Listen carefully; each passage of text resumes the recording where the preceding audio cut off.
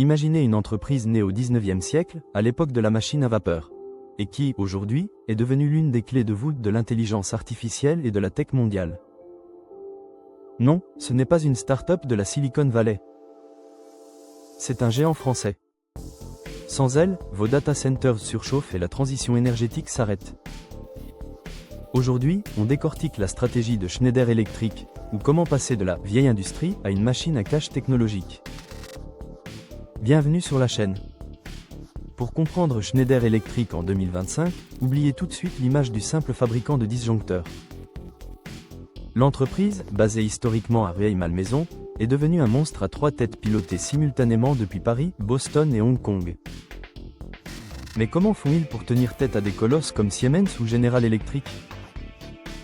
Le premier coup de génie de Schneider, c'est son argent. La plupart des industriels subissent les crises de plein fouet. Pas eux. Pourquoi? Parce qu'ils ont réussi un pivot incroyable. Ils ne vendent plus seulement du matériel, ils vendent de l'abonnement. C'est le passage du modèle CAPEX au modèle OPEX. Résultat? Une marge opérationnelle qui dépasse les 17 PER 100, un niveau énorme pour le secteur, car ils ont réussi à désensibiliser leur chiffre d'affaires des cycles économiques. Quelle est leur arme secrète pour atteindre ces chiffres? Elle tient en un mot, EcoStruxure. C'est leur architecture IoT. Concrètement, ils connectent tout, du plus petit capteur à l'usine entière. Ajoutez à ça une réputation en béton sur l'écologie, ils sont vus comme une impact company et un réseau de distribution qui couvre plus de 100 pays, et vous obtenez une forteresse très difficile à attaquer. Mais attention, tout n'est pas rose. Si on regarde sous le capot, il y a des failles. La première, c'est la R Esperluette Amp, D. En volume pur, ils investissent parfois moins que les conglomérats géants comme Siemens. Il y a aussi un vrai problème de dépendance. Vous, en tant que particulier, vous ne leur parlez jamais. Ils dépendent totalement de leurs intermédiaires, comme les électriciens. C'est un risque majeur car ils n'ont pas le contrôle direct du client final. Sans compter que leur positionnement haut de gamme les rend vulnérables face aux concurrents low cost qui émergent. Alors, comment Schneider contre-attaque? En sortant le carnet de chèques. Leur stratégie est chirurgicale et l'exemple parfait, c'est le rachat d'AVEVA. Ils ont absorbé ce géant du logiciel britannique pour une raison simple, avoir le cerveau qui va avec leurs muscles. Schneider fournit la machine, AVEVA fournit l'intelligence pour la piloter.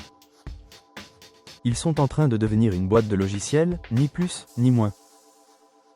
C'est ce qu'on appelle la servicisation. Et c'est là que ça devient intéressant pour l'avenir. Les opportunités sont gigantesques, notamment grâce à l'IA. Pensez-y, ChatGPT ou Claude tournent sur des serveurs. Ces serveurs consomment une énergie folle et chauffent énormément. Qui est le leader mondial pour gérer cette énergie et ce refroidissement? C'est Schneider. C'est un boulevard pour eux. Toutefois, il y a une ombre au tableau, la cybersécurité. Plus vous connectez les réseaux électriques, les usines et les hôpitaux à Internet, plus vous risquez le piratage massif. C'est la menace majeure pour les années à venir. Sans oublier la guerre des talents, pour coder leurs logiciels, ils doivent désormais se battre contre Google et Amazon pour recruter les meilleurs ingénieurs. Pour conclure, il suffit de regarder qui est aux commandes pour comprendre la direction. Depuis mai 2023, c'est Peter Herweck le CEO. Son profil? C'est un homme de la tech et du logiciel. Le message est donc très clair, Schneider n'est plus un vendeur de prises électriques. C'est un partenaire technologique indispensable. Ils ont les cartes en main pour transformer la transition énergétique en mine d'or, à condition de ne pas se faire raquer en chemin. Dites-moi en commentaire si vous pensez que Schneider peut battre Siemens sur le long terme. Et pour d'autres analyses business, abonnez-vous.